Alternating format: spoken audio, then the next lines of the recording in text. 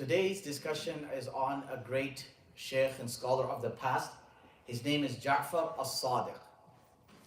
Jaʿfar as-Sādiq is the son of Muhammad Baqir, who is the son of Ali Zainul Abidin, the son of Hussein radiallahu anhu. So he is the great-great-grandson of Rasulullah sallallahu alayhi wasallam. And the thing that is very unique and interesting about Jaʿfar as-Sādiq is that he is a very polarized figure. What does it mean by polarized? In the sense that, or not a polarized, but he is a very instrumental figure in the Shia community. So if you are familiar with Sunnis and Shias, you have probably heard about the 12 Imams that the Shias have. And the Shias have this belief that from the progeny of Rasulullah sallallahu alaihi wasallam, there are these successors, and they are the leaders, and they are the ones who have the right to reign over the Muslims. And they believe that they're called, there's different types of Shias. One of them is called the Twelvers, or Ithna Ashariya. And the Twelvers, they believe that starting with Ali radiallahu ta'ala anhu, Ali radiallahu anhu, Hassan radiallahu anhu, Hussein radiallahu anhu, Ali Zainul Abidin, Muhammad Baqir, Jaʿfar as-Sādiq, and then continuing onwards. They believe that these are 12 Imams, and their status is higher than the other prophets, but equal to Rasulullah sallallahu alaihi wasallam. That they are the same as Rasulullah sallallahu alaihi wasallam, but they are higher than the other prophets. They believe that these 12 Imams have ilmul ghayb. Ilmul ghayb means that they have knowledge of the unseen. They also believe that these 12 Imams were born from an unnatural method or passage. What does that mean? Normal children are born a certain way. They believe that these 12 Imams were born from their mother's thighs. They were born from the thighs. Another belief that they have is that these 12 Imams, they are the ones that if a person doesn't, very similar to Christianity, the Shias have a unique blend of Christianity and Judaic beliefs inside their faith. So just the way the Christians believe you have to believe in Jesus and so on, same way in the Shias is the similar thing.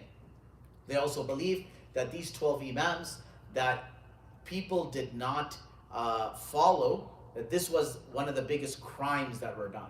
So Ali radiallahu ta'ala anhu, they consider that he was sidelined and he was deprived of the Khilafah. And Abu Bakr and Umar and Uthman radiallahu anhu should not be Khalifas. That is why, wal-'iyadu billah, till this day in Iran, there are certain days when Sayyidina Abu Bakr radiallahu anhu passed away, or Sayyidina Umar radiallahu anhu passed away, they make effigies of them. And then they destroy those effigies. And they also curse, some of them curse. Not all of them curse, right? Not all of them curse. There's a new movement where they discourage cursing of the Sahaba. So they have a lot of these views that are built on the Sahaba being, wal-'iyadu billah, hypocrites and munafiqs and so on and so forth. So the 12 Imams are very instrumental. They believe that they were the head of their era, and that all knowledge, information, everything, and these people should have been Khalifas. Now, when it comes to Ali radiallahu anhu, he was a Khalifa. Hassan radiallahu anhu, he gave up his Khilafah. Sayyidina Hussein radiallahu anhu had Karbala, where in the situation of Karbala, you had Yazid bin Muawiyah's forces massacre and murder Sayyidina Hussein radiallahu ta'ala anhu. Then after Sayyidina Hussein radiallahu anhu, you had Zainul Abidin. Zainul Abidin, his name was Ali bin Hussein. He's the only survivor of the incident of Karbala, because he was really small, and he's the only survivor, right? Zainul Abidin, generally speaking, is very apolitical, doesn't get involved in what's going on in the Muslim Empire. And after Zainul Abidin, you have his son Muhammad Baqir. And Muhammad Baqir has a brother named Zayd ibn Ali. He does an uprising against the Umayyads.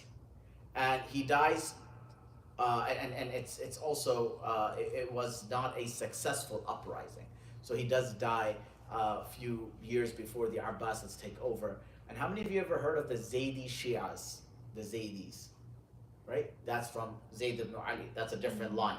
So Ali radiallahu anhu, Hassan, Hussein. Right? Hassan, Hussein. From Hussein radiallahu anhu, Ali bin Hussein. What's his nickname? Zayn al-Abidin.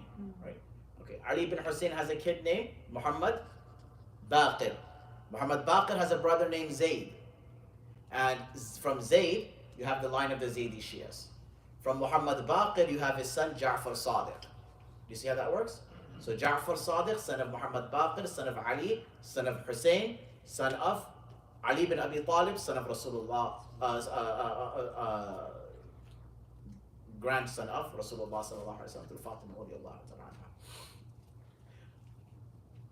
Jaʿfar al-Sādiq is, though they consider him an incredible imam and a man of knowledge, he was. And not only that, the Shias have something called fiqh Jaʿfari. How many of you ever heard of fiqh Jaʿfari? Right? The Shias have something called fiqh Jaʿfari. And that again also comes from the same person, Jaʿfar al-Sādiq. And Jaʿfar al-Sādiq is this incredibly knowledgeable, righteous scholar, and he's apolitical. He's born in the year 80 Hijri. There's dispute whether he met Sahaba or not, but regardless, he studied under a lot of tabi'een or tabi'een. He lived in Medina Munawwara, raised in Medina Munawwara, passed in Medina Munawwara. He used to have a dars in Medina Munawwara as well. And Jaʿfar al-Sādiq, he's called as-Sādiq because he's very truthful, he's very honest, and he's known for his righteousness. So you find even in our day and age, you find two types of imams, right? Or three types of scholars. One, you find the one who stands up, is always going to all the interfaith events. They're going to all the government events. They're going to, White House and state representative and all of that stuff, right? They're very big on it. And in there's two spectrums.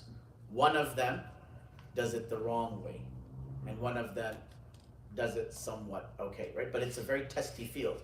Now, in the name of interfaith, is it okay to sit with, for example, Zionists? Or is it okay to sit with people, if someone might say, well, no, it's not, okay? But then you're sitting with a Hindu. You're sitting with a Christian who denies your religion, okay? Can you do interfaith with Sunnis and Shias? Like together on a platform? Okay, what about Qadianis?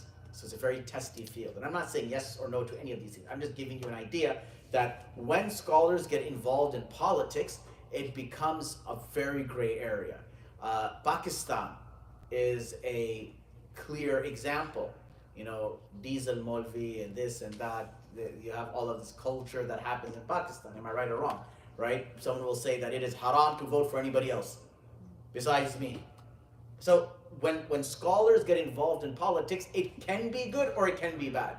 I was giving a lecture or a reminder to some of these university kids who kind of run universities. And I mentioned it at that time. I said, largely in the Muslim Ummah, scholars did not reign over people. It was the laymen. But also 80% of the time, those laymen were corrupt and bad, and they were not good for the Ummah. So I said, Allah hasn't kept administration largely in the hand of scholars. He's kept it in the hands of laymen. But then he's also tested the laymen, is because without proper tarbiyah, what begins to happen? You begin to have pride in you. You begin to feel entitled. You have all of these types of intrusive thoughts that come inside. So that's one category. And the second category is people who are very anti-establishment, right? They're speaking out against the establishment. And they're always, they get in trouble for it as well. For example, you have the great giant Imam Ahmad bin Hanbal rahmatullahi alayh. Imam Ahmad, what does he do? He speaks out against the establishment. And Imam Ahmad rahmatullahi alayh gets in trouble for it as well, right? And you have Imam Abu Hanifa rahmatullahi alayh, similar, right? Against the establishment. So they get in trouble for this. And then you have a group of scholars who are apolitical. We don't care about politics. Politics are not important for us. And from this group of people, Imam Jaʿfar as-Sādiq rahimahullah was one of them, where he did not care about politics. Now, his mother was the granddaughter or the great-granddaughter of Abu Bakr radiallahu ta'ala anhu. So Abu Bakr radiallahu anhu had multiple wives and they had children. Aisha radiallahu anha had a brother named Abdul Rahman. Then he had Asma bint Abi Bakr, Muhammad bin Abi Bakr, so on and so forth. So the mother of Jaʿfar as-Sādiq was a descendant of Abdul Rahman bin Abi Bakr. And his grandmother was a descendant of Muhammad bin Abi Bakr. Right? Again, they're two half-brothers. So his cousins getting married. Okay? And he would say, Abu Bakr radiallahu anhu gave birth to me twice. He gave birth to me twice. Because mother and grandmother. And this shows that if they hated Abu Bakr and Umar radiallahu anhu and Uthman radiallahu anhu, would they get married? Would they get married with their relative and that relative? No. So the fact that they would get married with one another, it's not like the ummah had few people in it. The ummah had a ton of people. You could get married to whomever you wanted. However, they chose to get married in these lineages because they were blessed. And Jaʿfar as-Sādiq rahimahullah is this individual. He's incredibly knowledgeable. Many great scholars narrate hadith from him as well.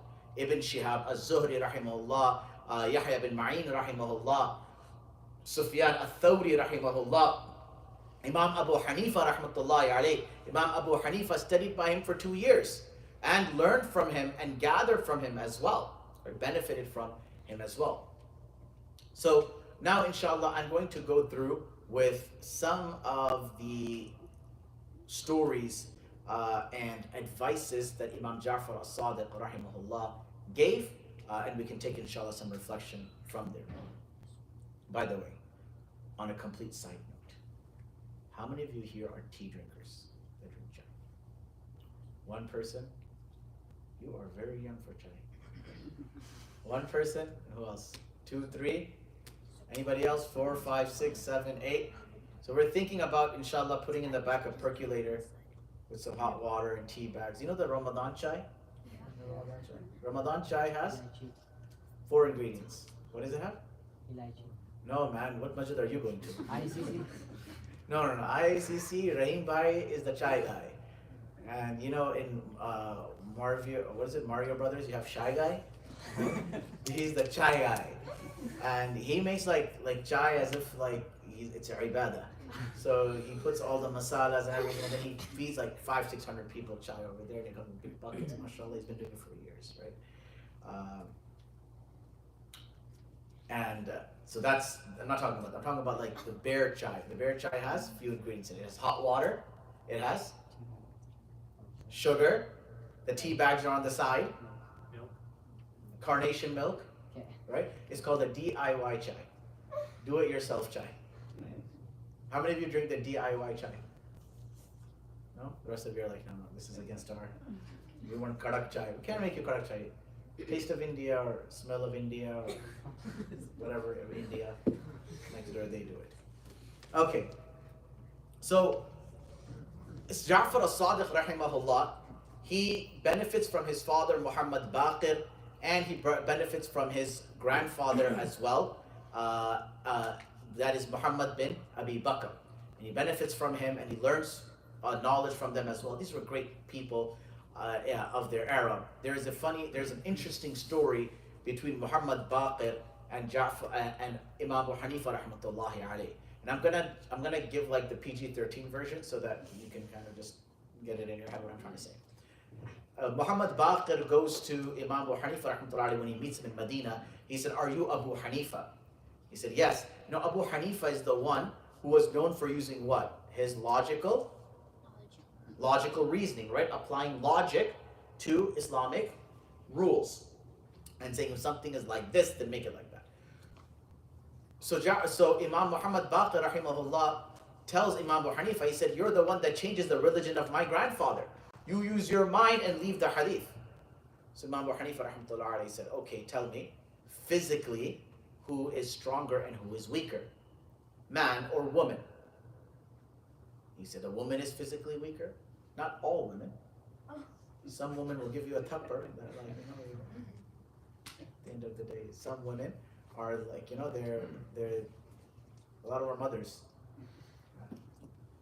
Today, some of you, see, you guys are the new generation. In our days, if my mother looked at me from the rear view of the car, that was it. In a dawat, if a glance came, and if the glance went towards the chappal, then it was over. And it's done. So he says, women are physically weaker than men. Imam Abu Hanifa rahmatullahi alayhi says, then why is it that a man gets 2 portions of inheritance and a woman gets 1? If I used my logic, I would give the weaker, physically weaker one, because it will be more difficult for them to earn and make money. I would give it to her double, and I would give the male 1. So did I use my logic? He said no. He said, okay, number 2. He said, which worship is more important? Salah or Sawm? Prayer or fasting? He said, prayer. He said, if it was up to my logic, I would have a woman remake all of her salahs and not her fasts. But I left it to the Prophet ﷺ, and that is why fasts are made up and salahs are not. He says the third thing. He says, what is more impure? Urine or fluid?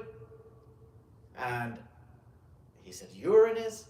He said, if it was up to me, I would make ghusl from urine and wudu from fluid. He said, but I follow. So he got up and he kissed him on the forehead. Imam Baqir rahimahullah. So he was a very knowledgeable individual, and that's his father, Imam Jaʿfar as-Sādiq rahimahullah. Now, during Imam Jaʿfar's life, one very major incident happens. He's born in the year 80 Hijri and he passes away around the year 143. Imam Abu Hanifa is also born in the year 70 or 80 and passes away in 150. And around 132, if I recall correctly, is what instrumental incident happens in the Muslim Empire around 132 Hijri. The Umayyad dynasty falls and a new dynasty, the Abbasid dynasty, starts.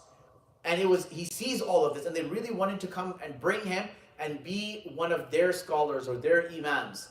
And he was very apolitical, and he didn't want to be part of it. So the Khalifa Mansur wanted to get rid of him.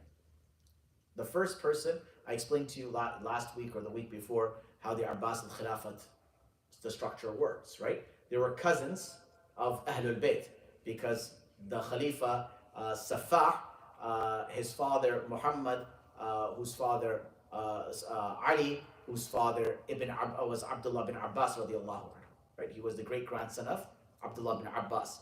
And Abbas radiallahu anhu and Abu Talib are what? They are what? Abbas and Abu Talib. They're brothers. So what does that make these two lines? Cousins, right? Cousins. So they wanted him to join them in their, and Abu Jaʿfar and Imam Jaʿfar Sādiq rahimahullah said no. One of the Khalifas, Abu Jaʿfar al-Mansur, he's different. Abu Jaʿfar, father of Jaʿfar. This one's name was Jaʿfar, right? So Khalifa Mansur, one of the nights, he tells his wazir, he says, bring Jaʿfar as-Sādiq to me, I want to kill him. He's too influential. Too many people listen to him. So the wazir says, but he doesn't bother you. He prays his own place. He doesn't go around talk. You just let him be. And Khalifa Mansur said, no, because the people would be threatened. If people had high influences and tomorrow someone cancels you, what ends up happening? People are up in arms, right? And back in the day, they wouldn't sit there going on their computer and saying, and be keyboard warriors. They would pick out their swords and their sticks and there would be a rebellion. And the Umayyads had dealt with a lot of rebellions. So the Abbasids were worried, and anyone influential, they just want to kill them off. I know the Muslim era had a lot of pros, but it also had a ton of cons. There was a lot of bloodshed, a lot of theft. And that is the reason why we don't need Muslims in politics. We don't need Muslim rulers. We need Islam in politics and Islamic rulers. Otherwise, Jan Pakistan, right? What's happening with our own country's built 27th night, Laylatul Qadr night, quote unquote, right? What happens?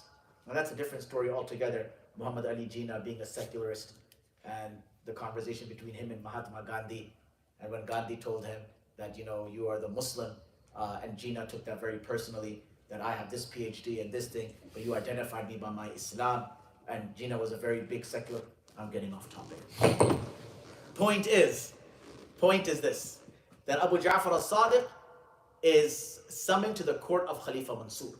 When he comes to the court, Khalifa Mansur tells the people around him, he says, when Jaʿfar as-Sādiq enters, I'm going to pick up my imama. And when I pick up my imama, go and chop his head off and kill him. So Jaʿfar as-Sādiq walks into the court of Khalifa Mansur, and Khalifa Mansur gets up immediately, goes and hugs him, kisses him on the forehead, makes him sit on his cushion, and he's sitting there quietly and talking and respecting him, and he says, is there anything I can do for you? And Jaʿfar as-Sādiq rahimahullah says, yes, two things. Number one, the people of Medina, they haven't been getting their supplies and their rations, send it to them. He said, done, we'll send it. He said, second thing, he said, leave me alone. He said, never bother you again. So Jaʿfar as-Sādiq leaves. After he leaves, the wazir's like, thought you were going to kill the guy, not give him everything he wanted. And he said, that's what I thought too. When I saw him walk in, I saw next to him a massive serpent. And I was scared that serpent, and it was hissing and his tongue was up. I said, this serpent is God sent because none of y'all saw it. He's like, and I knew that if I messed with him, that this serpent would devour me. So he said, I just wanted to get rid of him as soon as possible from the court. And this is how Allah subhanahu wa ta'ala protects some of the people that are close to Allah subhanahu wa ta'ala. He sends it. One time,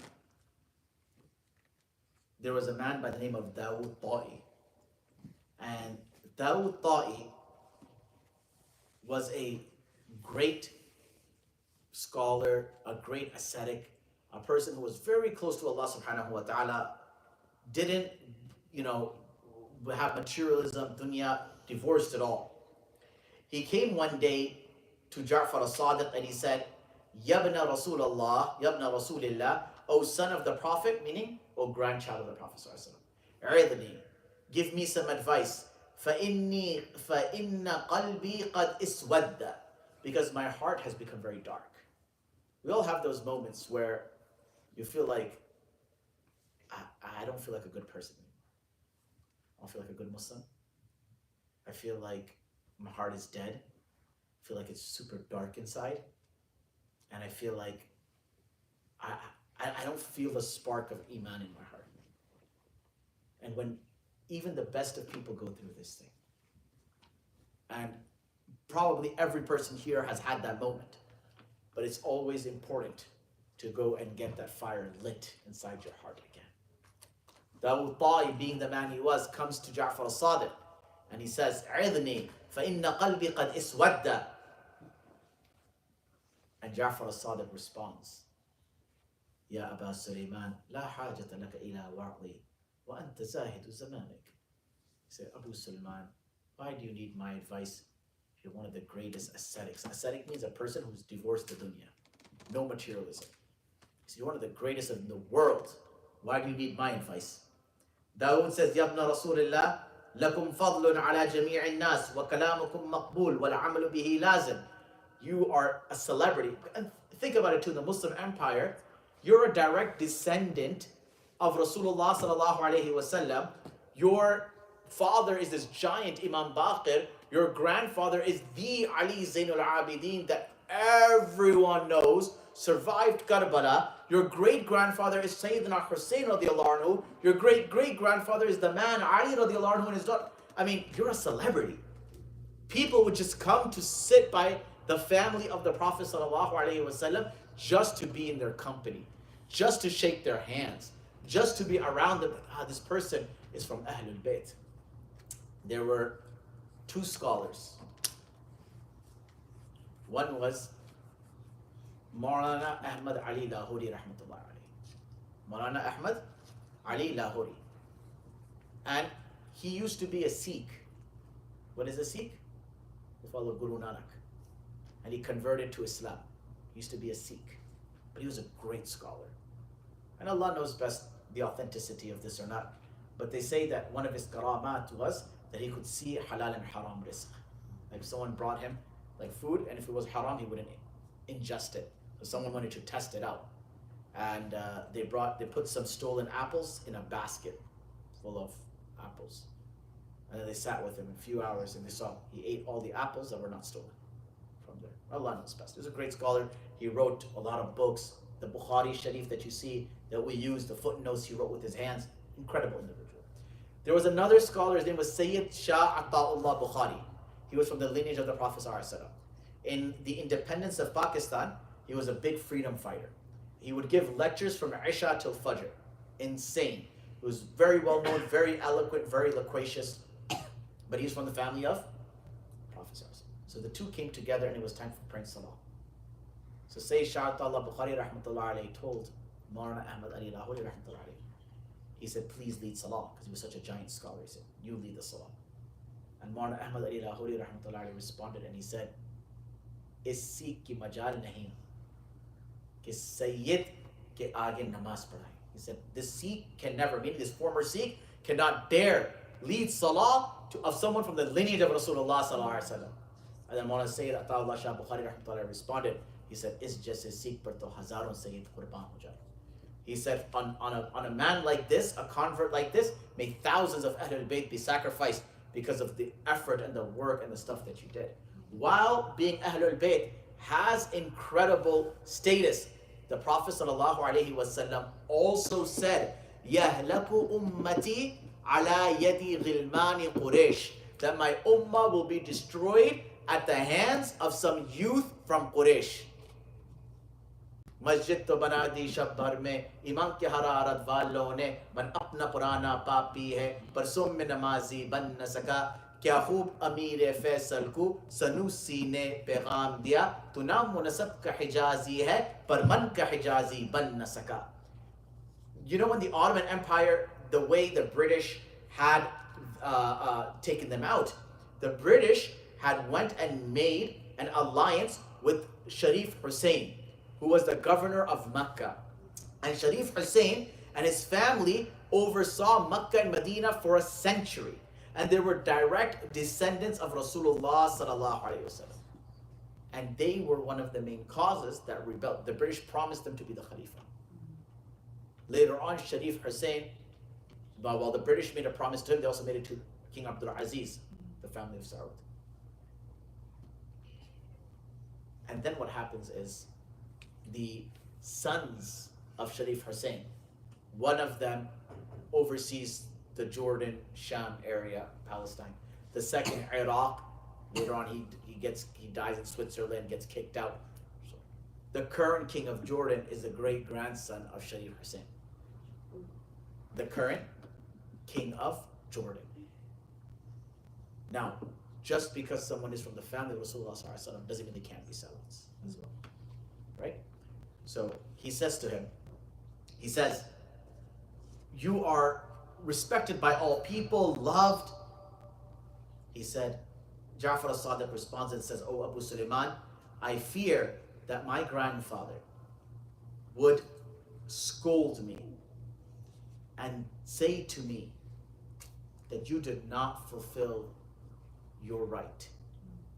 And I fear that my grandfather, and you know the Ahlul Bayt, when they talk about the Prophet ﷺ, if you ever sat with the Ahlul Bayt scholars, they won't call the Prophet Rasul, they'll say Jaddi, my grandfather said this. My grandfather said this. And that's just, it's a very different vibe. I was once in Medina Munawwara, and it was Fajr time. And I just remember there was a group of like 20 people walking. And I swear to God, it was like their faces were shining like the moon. And everybody was just moving out of the way. And they came and they literally sat exactly where we were. It was all alone.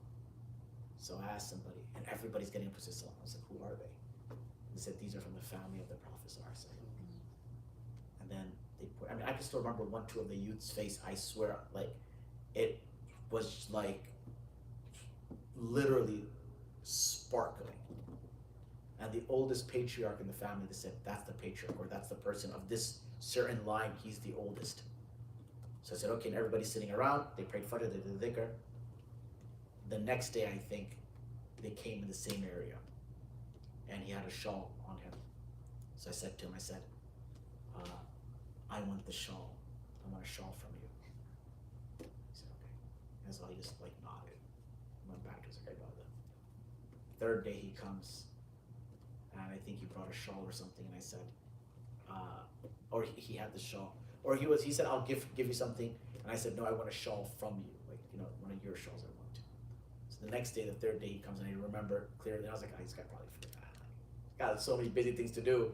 I remember, I got to bring a shawl for some random guy in Masjid al-Nabawi. And he was walking. And obviously people stood up to say salam to him. And he just grabbed his shawl and plopped it on my shoulder. And he just kept on walking. Sat down, did his durood and salawat, right?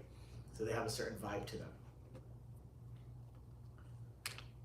So Dawood Ta'i begins to cry. And he said, Ilahi hadha halu man urjinat tinatuhu bima'in nabuwa. This is the heart of the one whose mud has been mixed with the blood of Nabuwa, and yet they are scared to go and face Rasulullah sallallahu alaihi wasallam.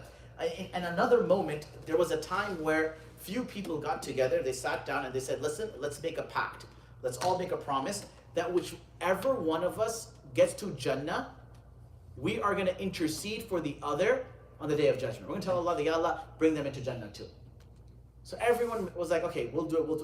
When he came to Jaʿfar as-Sādiq, he said, I can't.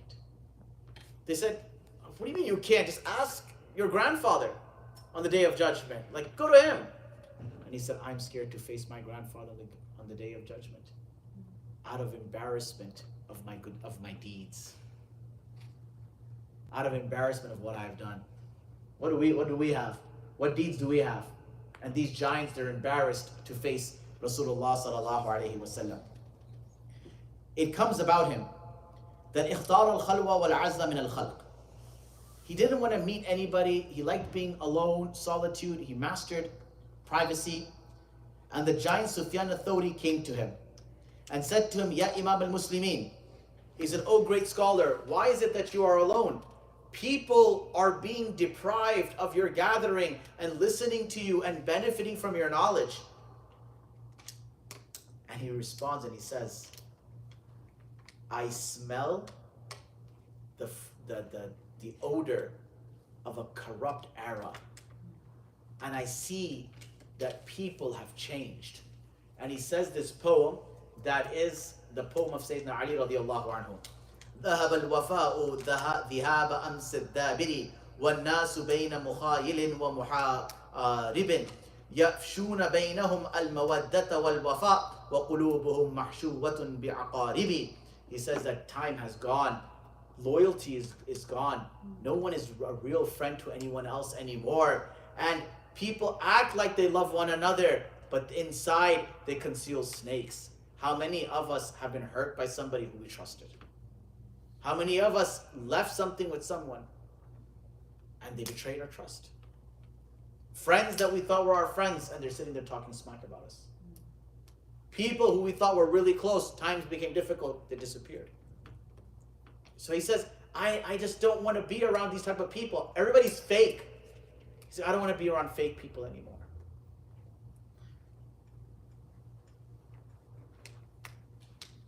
One time, he was going outside and he had a really nice garment on, right? And remember, what was he known for? He was an ascetic, so he had a really nice garment on. And someone looks at him and says, Astaghfirullah.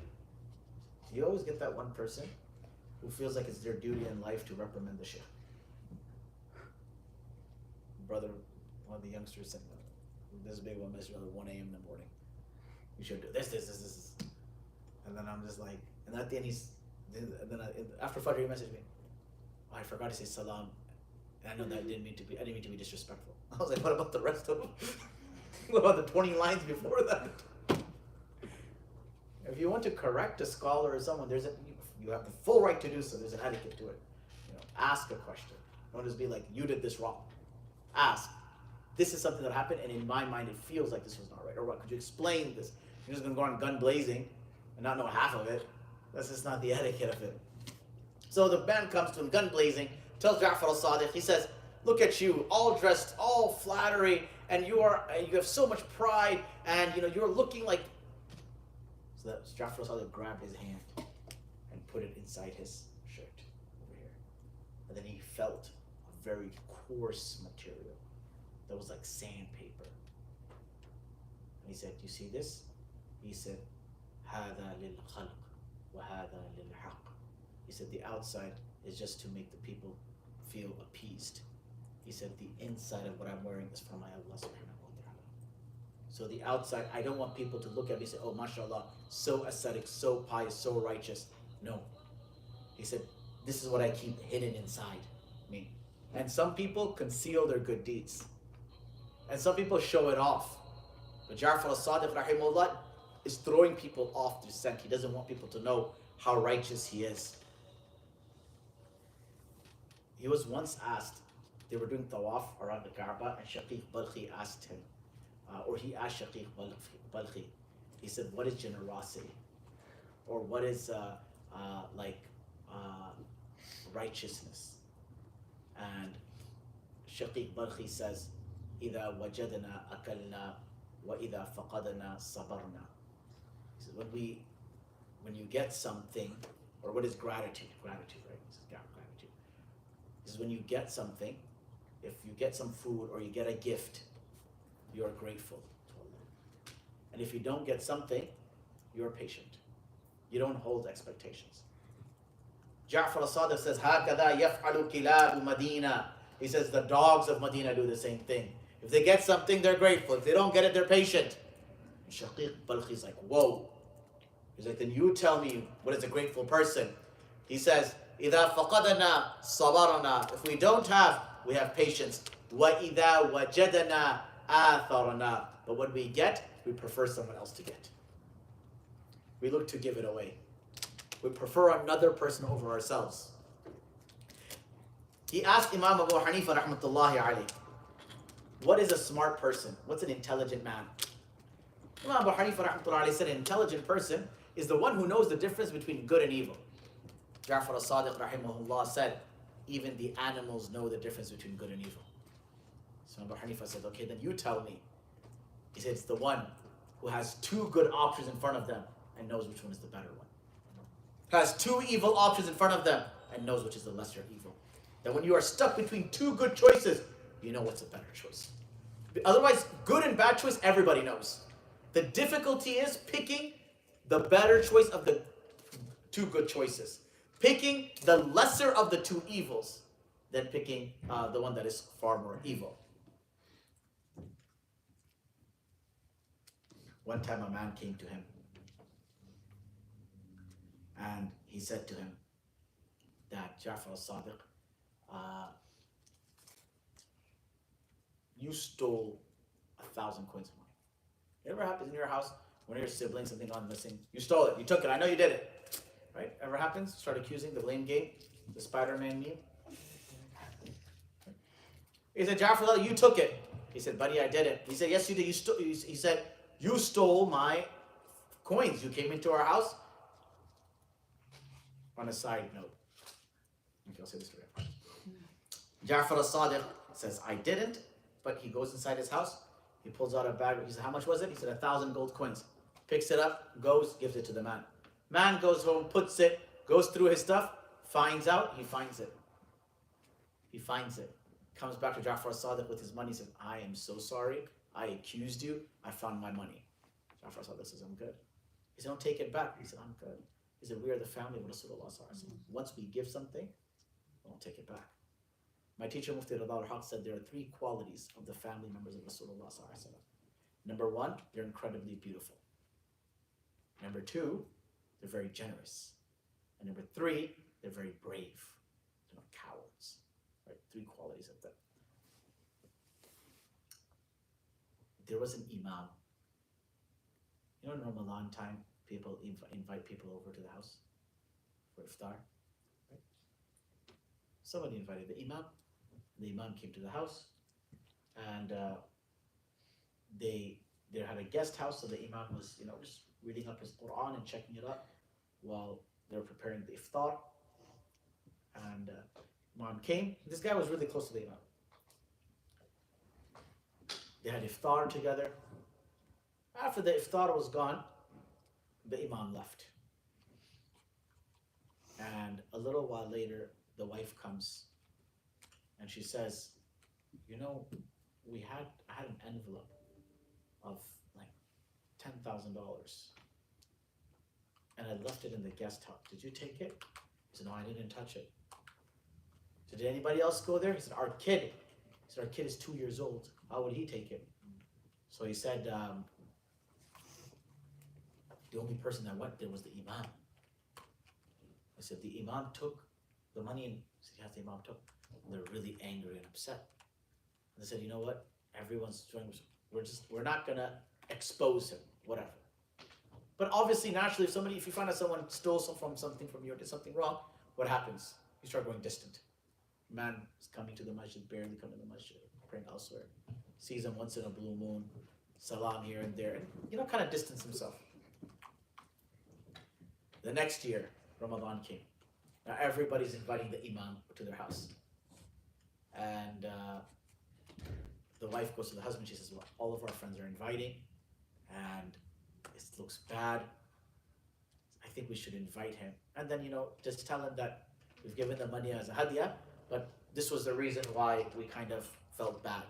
That he took the money and he left, and it was offensive to us. We invite the imam shows up. After the dinner, they asked the imam, they said, look, did you notice that the whole year I was kind of distant from you? He said, I did. He said, there's a reason for that. He's like, what's the reason? He's like, I tried to reach out a few times, you left me on red. They said, okay, I'll give you your space. He said, last year when you came, there was some money that was in the guest house. He said, did you take it? Or he said, did you see it? He said, I did. He said, did you touch it? Did you take it? He said, I did. And then he begins to cry. And he says, that the window was open and the wind started blowing in and the money flew out of the envelope. So I quickly went and grabbed the money and I put it in the envelope. So as soon as whatever was wrapped around on the table, the money had just flown. So he says, and he begins to cry. And they're like, why are you crying if you took the money? And why are you crying? He said, because I'm crying that the whole year you guys didn't touch the Qur'an. He said, I grabbed that money to make sure that no one would steal it. And I put it in the Qur'an that was in the shelf. He's like, and had you opened the Qur'an in your house, you would have found the money. He said, that's where I left it. Anyway, Jaʿfar as-Sādiq rahimahullah says, كل معصية أوله خوف وآخره عذر يكون مقربا للعبد إلى الله. He says every sin that begins with fear of committing the sin and ends with a person asking Allah to excuse and forgive them is a sin that has brought you closer to Allah. And every good deed, وكل طاعة أوله أمن وآخره عجب يكون بعدا للعبد من الله. And every good deed that in the beginning you feel good about it, and at the end you feel arrogant, you think that, oh, look what I did, oh, without me this couldn't happen, I am something, and you have this pride in your heart. He says it's a means of a person getting further from Allah. For every good deed that has a arrogance in it will make you far from Allah, and every sin that has regret in it will bring you closer to Allah. He says that Allah subhanahu wa ta'ala's, I'll say 2-3 of these, finish off. He says, avoid being around 5 types of people. Number 1, a liar. فَأَنْتَ تَكُونُ مَعَهُ فِي غُرُورٍ. Because if you're with a liar, you're going to be caught up in that person's lies. Number 2, ahmaq. Don't be around stupid people. Because if they want to benefit you, they're going to end up harming you. Right? Stupid people. They want to help, but they end up just messing everything up. He says, number 3, a stingy person. فَإِنَّهُ يَنْقَطِعُ مِنْكَ فِي أَوَّلِ زَمَانِ الْوَصْلَةِ. He says, because this man is always going to see you as a financial burden. Number 4, a coward. He said the coward will leave you hanging in your greatest time of need. And he said, number 5, al-fasiq. Because this one will sell you for anything.